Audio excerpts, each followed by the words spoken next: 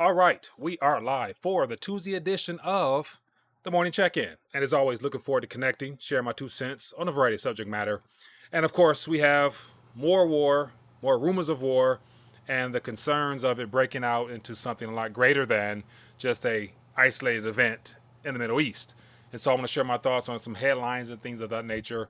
But more importantly, for those who are checking in, let me know what you're keeping your eyes on as well, because there's more than a dozen stories worth covering, but it all has to do with the current reset that we're in and how the power structures that be are trying to reshape and to reinvent, if they could, these narratives and steer us towards that one world order that they would so love to accomplish within a very short period of time. But anyway, we have Donald Trump out here dropping the F-bombs, calling his alleged peace deal of a ceasefire just it doesn't make sense. There will be no peace, no time soon, nothing long lasting and true until the Prince of Peace returns. So between now and then, it's going to be just broken deals and broken promises. So on top of that, we have market activity, we have some oil news. We got Russia coming out with their concerns over this Middle East situation escalating. So lots of things worth touching on. But as always, we're going to get into some good news to get you spiritually charged up, and then get into some market activity, share with you some resources, and then we'll get into some of the headlines and filter through the noise, try to make sense of what we're witnessing in real time. So as always, looking forward to connecting. And before I move forward, if you have not, definitely take a minute, hit the check mark, the thumbs up, or whatever it is, wherever you're watching from, and feel free to drop comments, share thoughts, ideas, as I mentioned before, just so I can get a chance to see what you guys are touching on, because as I mentioned, there's more subjects than I can actually cover during one live stream. But I do get a chance to read through the comments and just learn myself, and as well as other people in the community getting a chance to see what's happening out there. So definitely do that. So without further ado, let's just get into the good news, and then we'll keep it moving. All right. And this is called spiritual understanding. Let me zoom in here so you can see what I see here. And we will go from there. It says, do you know why the message of the kingdom sounds foolish to some? Jesus said in John 3:3, unless you are born again, you cannot see the kingdom of God. That means without a spiritual rebirth, you won't even recognize what God is doing. Paul echoes this in 1 Corinthians 2:14, where he says, quote, people who aren't spiritual can't receive these truths from God's Spirit. They sound foolish. New Living Translation version. And the question is why? Because the kingdom is revealed, not explained. It's discerned by the Spirit, not discovered by intellect. That's why Jesus often said, he who has ears, let him hear. Just like Isaiah prophesied, they have eyes but do not see, and ears but do not hear. The kingdom was in their midst, but they missed it. So if you feel like the world doesn't understand your walk, your faith, your kingdom mindset, don't be discouraged. You're seeing what others cannot because the Spirit has opened your spiritual eyes. And the closing prayer is, Lord, open our eyes to understand the mysteries of your kingdom through your Holy Spirit inside of us. In Jesus' mighty name, amen. That is the good news of the morning, my friends. So with all this stuff going on, I thought that word was prevalent because I've had a chance over the last couple of days to get a chance to see a variety of comment, thoughts, and ideas shared around the recent activity in reference to the bombing and the stuff that came from that. And surprisingly or not, there's a lot of people who believe that Trump was in the right for doing that. And some people even said that, it was his way of staying one step ahead of the deep state, trying to preemptively do what they wanted to do, but do it at a minor scale so that it would appease the warmongers so that they can then try to come to an agreement, i.e. this whole ceasefire, which literally was just Trump rattling off the mouth, in my opinion, because it's obvious that both sides did not come to a full understanding in the need of peace, because the occupiers of the nation state of Israel do not want peace. And so they are the instigators. They are the ones, and as I mentioned, I haven't mentioned, but the synagogue of Satan, those that are portraying themselves to be God's chosen people, happen to be in the political influence of that nation called Israel. So there's more to this story, and this is where spiritual understanding comes into play. Okay, I'll leave it at that. I'll leave it at that because it goes a lot deeper than this particular conversation here. But for those who have eyes to hear, eyes to see, and ears to hear, check in with the Spirit, see what He's telling you. Hopefully that'll lead you in the right direction. But in the meantime, we're talking about what's happening in the natural and the real. And at the end of the day, as I mentioned before, all this stuff has a lot to do with this instrument right here. It's this thing here that has become the problem of the world. And the U.S. is in need of more diversions, distractions to keep this system going. As I always mention, why is that? Because the debt just doesn't stop, my good people. No matter how you look at it, there is no stopping this freight train. What I mean by that, let me get on my screen here. There is no stopping this freight train of above 37 trillion. Look at that. Literally, since the last time I was on here, it was 36,99999. Now it's 37 and some change. And it must go on. So they need as much as they can to keep this thing going, because every event that occurs, war or anything of that magnitude, a health event, I even hear people saying, be careful, Iran might lead to a cyber attack. Where we hear that before. And so all those things cost funds. So it'll basically give Uncle Sam a reason to go out and borrow more to keep this system afloat. While all along, what we're hearing and seeing is that nations are repatriating gold at an alarming rate, and we have more people deciding on the retail space to get involved in physical. And because I'm all about helping people rethink the dollar, realize that there's more than one thing known as a dollar. You have other mediums that are also monetary wealth preservation tools. That's a part of why I even log on to share my 2 cents on these things, is to find out 1 or 2 people who might be new to this and don't realize that anything outside of what you can hold have counterparty risk and is subject to theft and confiscation and everything else. Anyway, long-winded answer. But okay, let's just get into some market activity real quick, and we'll look at the numbers and see what's what. Let me get on my stuff on the screen here, and then we'll keep it moving. So just looking at the price activity of the metals, and also some new opportunity came about for those who want to diversify themselves outside of these dying notes here and just have some insurance against the fiat. So right now we got gold. If I look at it, it's $3,300. We got silver at $35.38, platinum at $12.83, palladium at $1,058, and it looks like oil at this current moment is 65, and everything appears to be in the green. And then to take it even further, we have all this activity of bombings and war, and the markets are looking pretty green at this current moment. And that is, typically uncommon when you have the threat of geopolitical tension. Usually there's a sell-off in need of governments getting involved and needing to juice the markets. But when the markets juice themselves, allegedly because of this ceasefire agreement and whatever, but we know that that is not the case. But once again, we're in a world where everything is turned inside out, upside down. Nothing really makes sense from a monetary framework. All previous lessons learned from other events, whether it be recessions, other times of war, all that stuff is dead and gone, because we're now approaching that final unraveling, final reset, or whatever it's called, to where everything will be relatively new to the average investor, especially. Nevertheless, those that are trying to control this, because we have every single country all in the same boat. Too much debt, in need of that next escape hatch. And of course, stable coins are our government's preferred way of extending the lifeline of the dollar by allowing private institutions to create their own stable coins. So yeah, who could have saw that coming? Okay, but anyway, let's just get into it.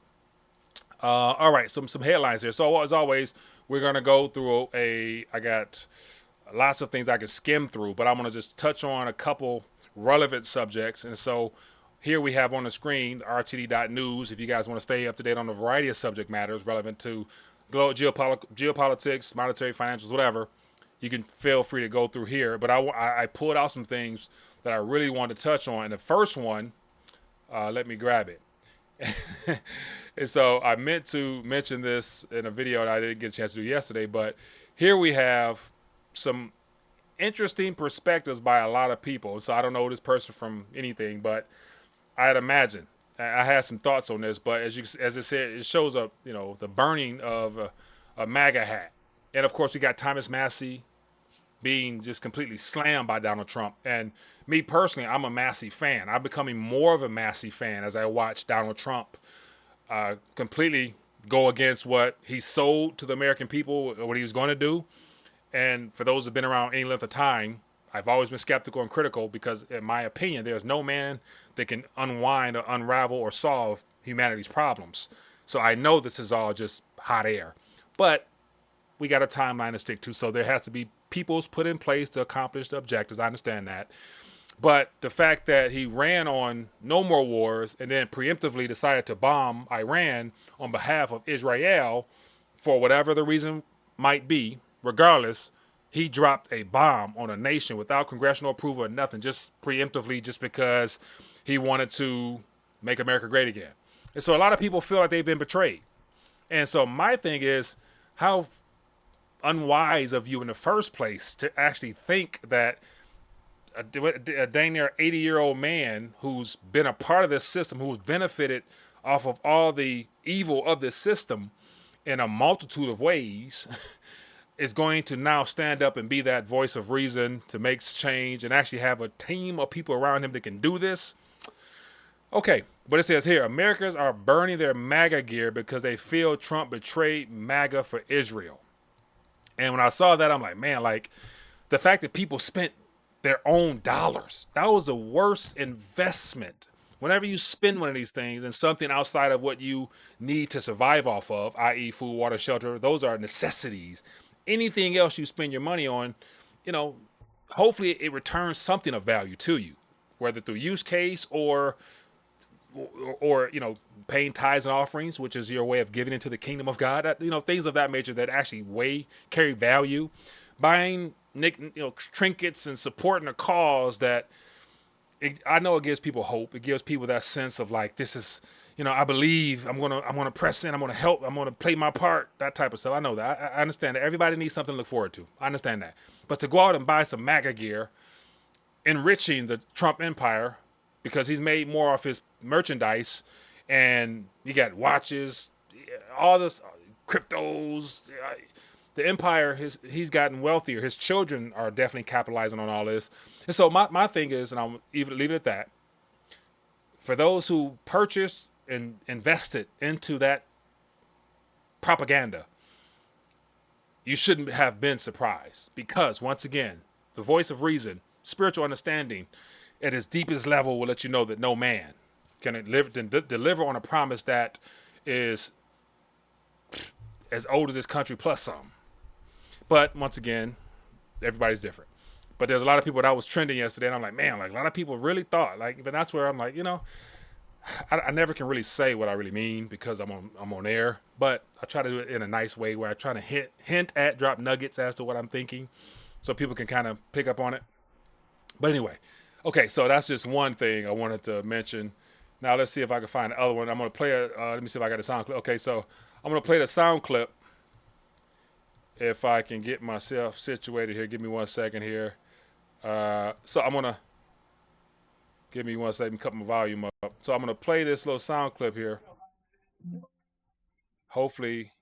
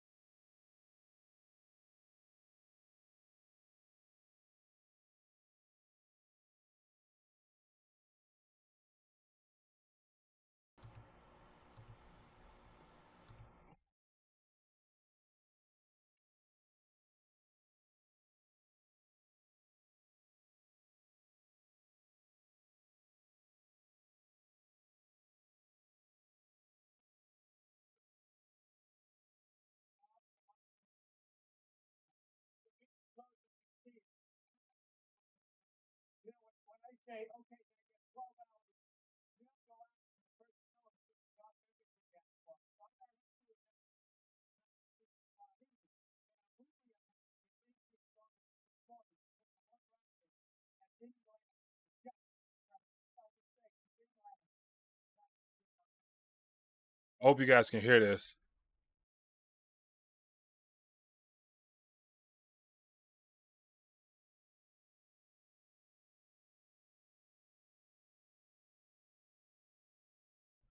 I wasn't seeing my bar, so I'm not quite sure if it was the audio was visible. Should have been, but I hopefully it was.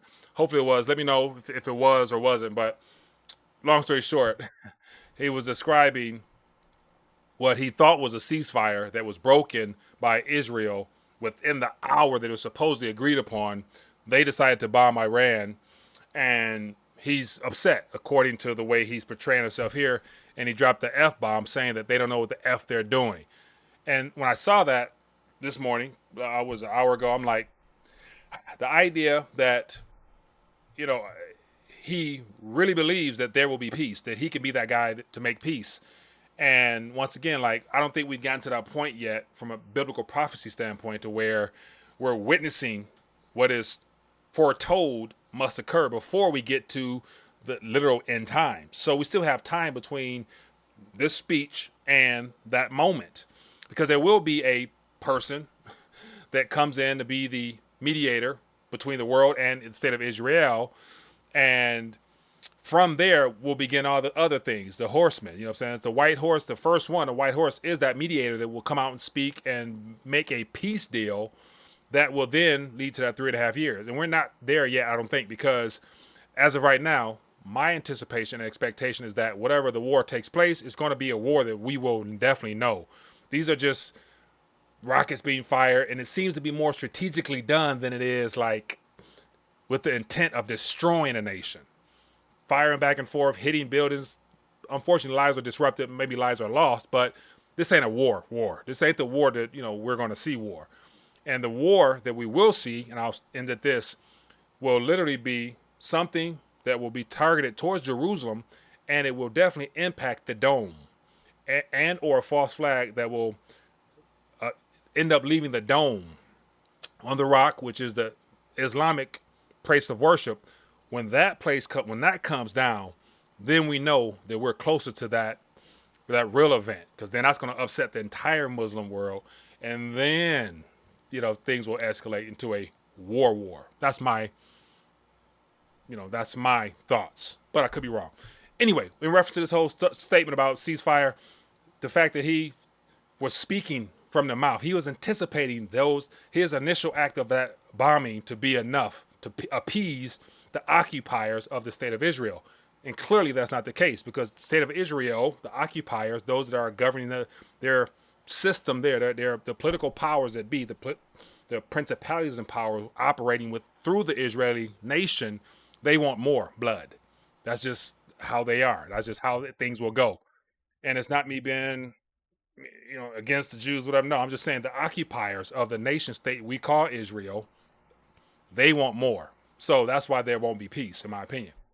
They're instigators. They're always provoking and attempting to control the world under a nation state described as Israel. So anyway, Trump was completely misled and deceived and or complicit in going along with this, knowing that there's always that need for more. I'll leave it at that. Okay.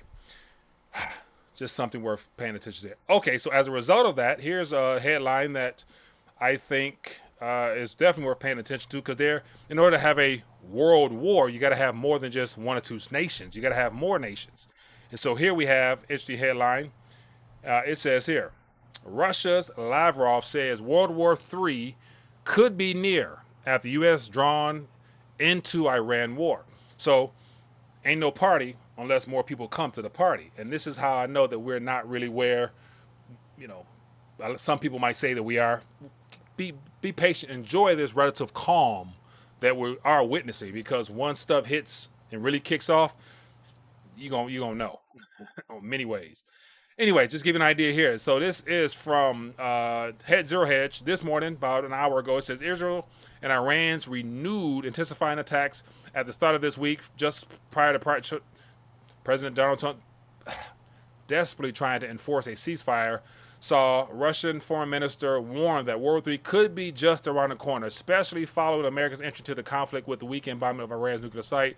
He also called the B-2 bomber attacks authorized by Trump irresponsible and said that they were in violation of international law. And that's where, a lot of people, especially the U.S., they disregard the very laws that were put in place to protect nation states from acts of aggression.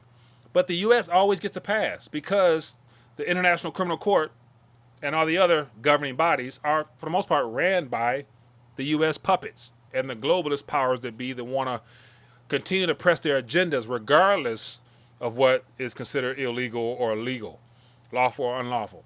And so no doubt him preemptively attacking another nation without congressional approval should be a problem within our own country. People should be very upset that he is doing the very same thing that any of his other predecessors would have loved to have done as well. But he gets away with it because people have been brainwashed into thinking that he's that guy that is really making America great again. Like, he's so brainwashed the masses that his actions will equate to peace down the line that they'll let things like this pass. And it's because he knows he can get away with whatever he wants. He can do whatever, because what can you do now? This is his last term. And like I said before, he's going to go out with a bang. He's going to leave better than he came in, and his children, in my opinion. So there needs to be people who can call him out on the carpet and just say when he's wrong, he's wrong. Because at the end of all this, our nation is going to be worse off than it is today, bar none, from a variety of reasons. But anyway, it says here, this will not be peace and order, but complete chaos. And President Putin said today the Third World War may be very close. And so, once again, you have to consider the fact that Iran has a variety of partnerships with China and Russia. And clearly, Russia and China have not responded or even really stepped up their rhetoric on behalf of Iran, which also lets me know that Iran was really not impacted to the point where it was worth them intervening. So now we see pictures after the fact of the alleged disaster that was supposedly accomplished with the nuclear sites, and more people are saying that it looks like they basically just scraped the surface because they didn't go down deep enough to really make an impact. But once again, that could have been Trump's way of saying, okay, we did something, now we need peace. But then once again, nothing was accomplished because the occupiers of that very prestigious and highly sought after land wants more. So that's why there won't be no peace. But anyway, we get where it's going. So my whole point is we got Putin out here saying that we're closer. So what is he referring to? And so he knows, I'd assume, that those occupiers of that precious real estate is going to continue to provoke and continue to press until the bear responds, i.e. Russia eventually gets in to help Iran or something of that magnitude, where then we could see ourselves really enter into that conflict I was referring to earlier, where there needs to be some real peace discussions where we get, that great orator / mediator that will make that official peace deal with the nation state of Israel to begin rebuilding the third temple. Will it be Trump? Will it be somebody else in the UN? I don't know, but those are the things that we should look forward to. That's how we'll know where we're at in a timing sense. Okay. But we'll have to wait and see what other responses will be. But for sure, you can bet that Israel will continue to provoke and to do what they have done quite successfully to this point, because they have captured our political powers that be.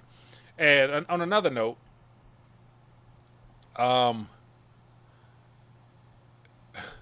so I just typed in Israel. I wanted to see what the latest was, and so I just typed in Israel. And so this is 2 hours ago.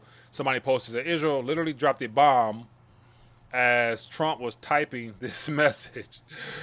And so this was 2 hours ago. It says, Israel's not going to attack Iran. All planes will turn around and head home while doing a friendly plane wave to Iran. Nobody will be hurt. The ceasefire is in effect. Thank you for your attention to this matter. Donald J. Trump, President of the United States. And so, literally, when he was typing this, them cats were just dropping bombs. So that lets you know that there's more to this story than just stopping Iran's nuclear program. And, of course, people have seen the meme videos of Netanyahu over the last 30 years saying that, Iran was 1 week away, a month away, a year away, and here we are today. And Israel, that nation, they're heavily armed with nukes as a way of protecting themselves from their enemies, sure, but once again, who are they to say Iran can't? And who is the U.S. to say Iran can't? Because it's good to say they already have them. They're working with Israel. They're working with Iran. They're working with Russia and China. So it's good to say that those two states, they have technology and things and ways of getting things done where if Iran really wanted to, it's good to say that they got enough firepower behind them to make a true dent in that prestigious piece of real estate that we know of, Israel. So once again, a lot of this is smoke and mirrors, jawboning, a lot of things that distract us from real problems that we face, which happens to be on the monetary side.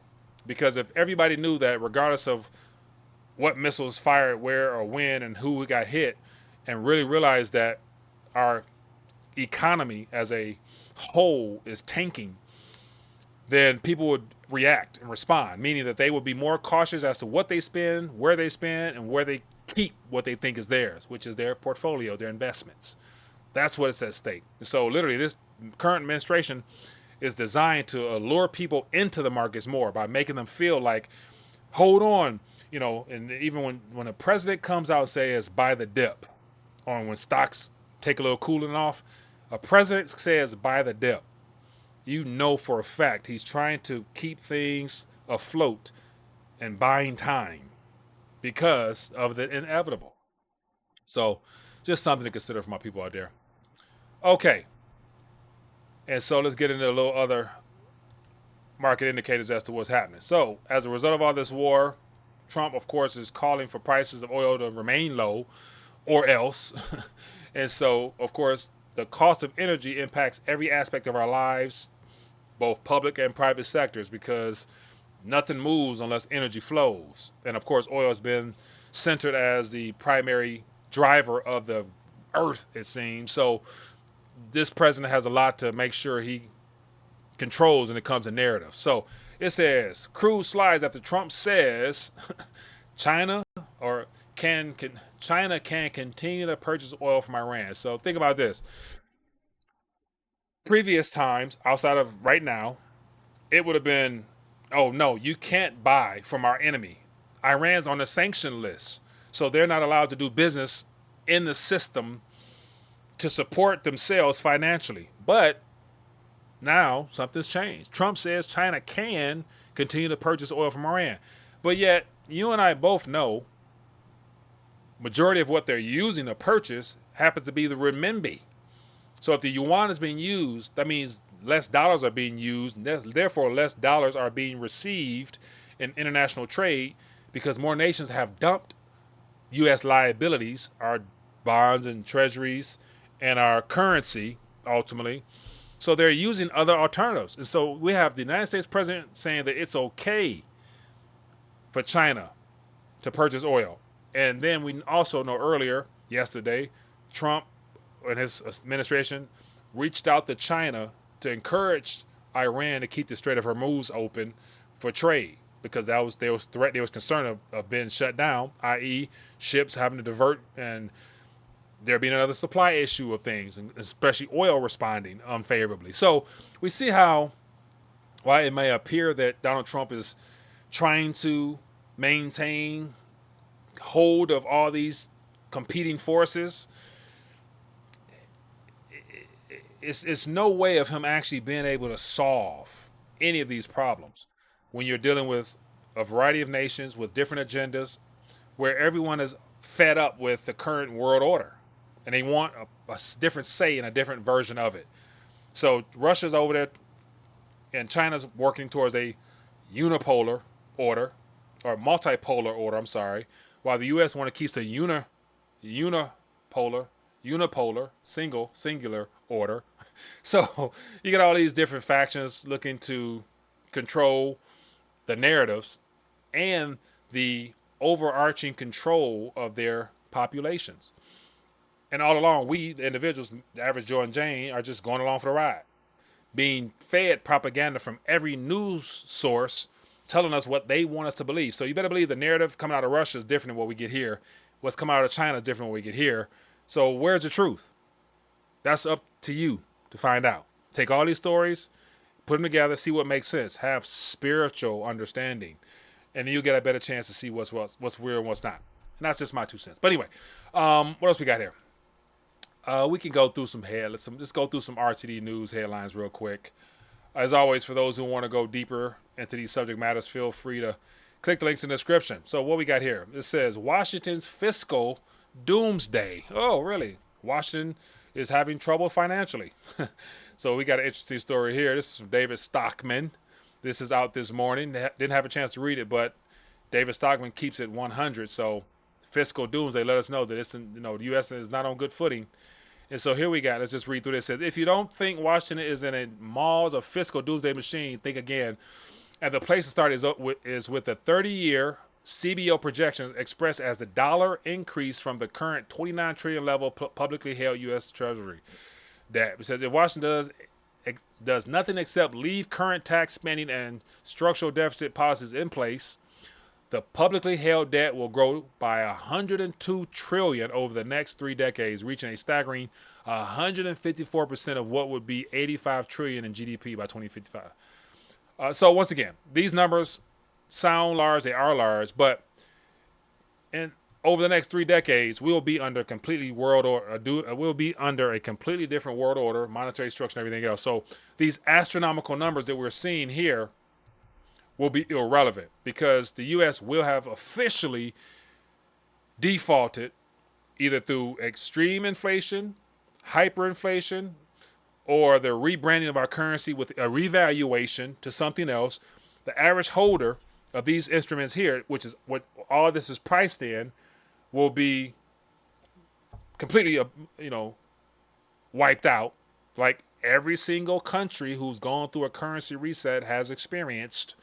So once again, don't think the U.S. can be any different. It's all promises to pay. If they can't pay, then the promise is broken. You know what I'm saying? So that's just a little nugget for that particular article there, because once again, you mentioned all these big numbers. And let me get here. You mentioned all these big numbers.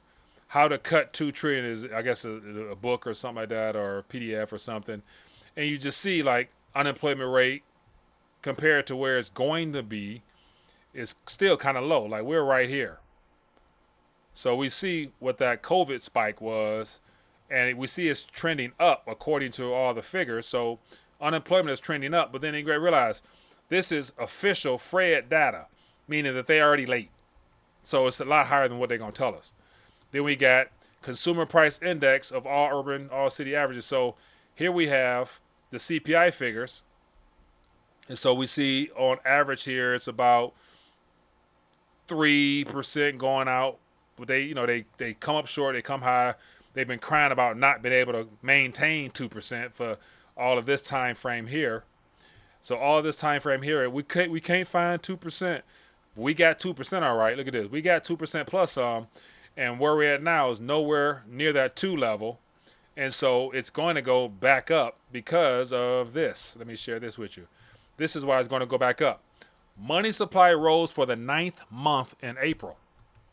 So once again, currency is what is needed to keep this system going, and it's all debt-based. So here we have the money supply year over year to change. So if red line is 0, we've been above that. As we can see, we got the TMS and the M2. So the total money supply, M2, M0, M1, M2, and I don't know if they even use M3 like that, but then we got just the M2 here in the black. So as we can see, as we zoom in here, we went through all the stimmy checks, all the, the bills passed by both Donald Trump and Biden during that health situation. And then they started QT, allowing a lot of things to roll off and expire and debt to collapse. We're in that deflationary period, and we're returning out of the deflationary period into a stagflationary, where certain areas of the economy is seeing deflationary pressures while others are seeing inflationary. So you got that stagnation. And all along, in order to have any of that, you got to have more currency. So we're seeing more currency put into circulation. And here's a month-over-month percentage in Rothbard Salerno money supply metric. So we can see here, according to their figures, as of this March here, we're starting to see a major uptick, given that there was not much activity here during that QT phase, which I just showed you. This is our contraction, but since that time frame, we've seen a uptick in the amount of currency. So all that being said, things go forward as normal. Nothing's changed. There's no solutions to cut anything. Doge is a joke in the grander scheme of things. So there must be a correction. There must be a crash, and there must be some more diversion tactics to distract us and or be the catalyst for them to cut on the printing press and take us to oblivion. That is just how things unfold. And let me just kind of draw things down with my final conclusion here that I always reference, so I never know who's new, but I have to give you something to just ponder as you go about your day. And just keep in mind that, let me get my graphic here. You know which one I'm going to show you if you've been around any length of time here. Just because this will go down in history as what I believe will be the most somewhat serious graphic that the world in a whole has not seen. And it is the fact that at this current moment, we are literally living on borrowed cents. Purchasing power of the consumer dollar over the last 100+ years. This is where we're at. This is what every single president who have sat in the Oval Office has led us to, where this gentleman here will be the last of this current monetary structure. Hence the idea of all the rebranding of things, digital asset excitement, Bitcoin excitement, all that stuff was planned strategically for this day and time where we're running on fumes here as far as our purchasing power. And I'm, as a way of hedging, protecting, diversifying outside of the danger of just this liability here, there's always options. So let me leave you with some. For those who are interested, the most affordable way are small little measurements of value that anybody can purchase. Like, it's one thing to go out and, not many people have excess cash to go out and buy. Let me bring on the screen here. Not many people have the ability to just go out and drop, as it says here, 3,300 plus premium on an ounce of gold. But you can get fractional small denominations. Everybody can afford silver, so everyone should be doing accordingly. And then, of course, we got the hidden metals, platinum and palladium. Those are long haul type opportunities as well, because any one of these four will protect you, relatively speaking, in purchasing power terms against what is happening now with this monetary increase, all the stuff I just talked about, and what is yet to even come. Like, we're still in good territory right now, because what is coming is not even being sniffed out yet, in my opinion.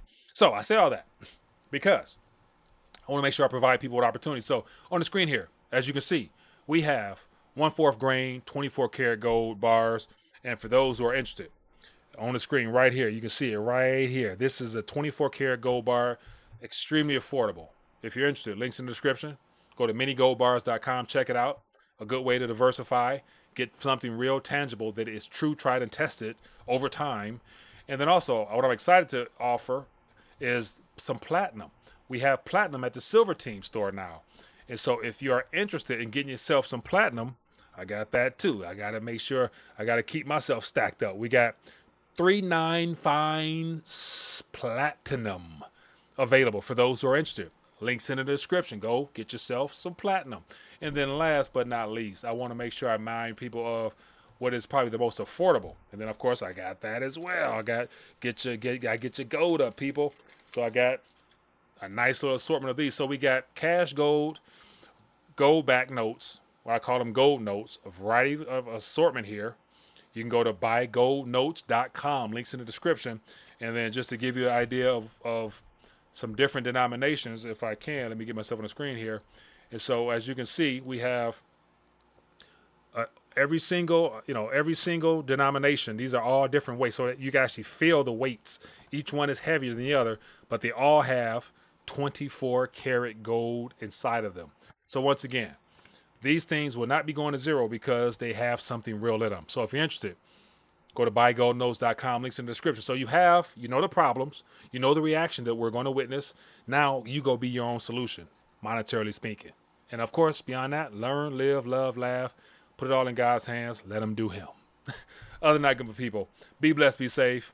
All the information you need is in the description. Shalom.